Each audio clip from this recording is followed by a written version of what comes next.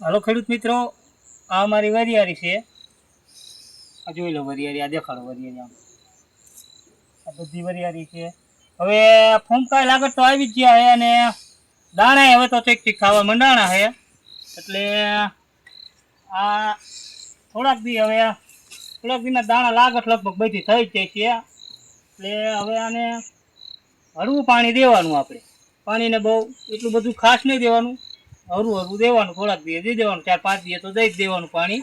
અત્યારે જો કે પાણી જેટલું હોય એટલું સારું વરિયાળીમાં, એટલે દાણા સારા બને. જો આ દાણા દેખાડો, એમ દાણા જો આ દાણા આવી ગયા છે ઘણા, બરોબર. અને હવે આમાં હાલે એવું તો રહ્યું નહીં, એટલે દવા છાંટવાની થાય તો એમાં હાલવું તો એમાં ઘૂંસે જાય બધી.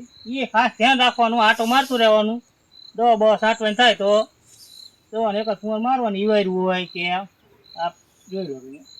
જોકે અત્યારે તો સારી છે, અત્યારે કંઈ જરૂર નહીં. જરૂર પડશે તો આપણે છાંટશું એકાદ દવા.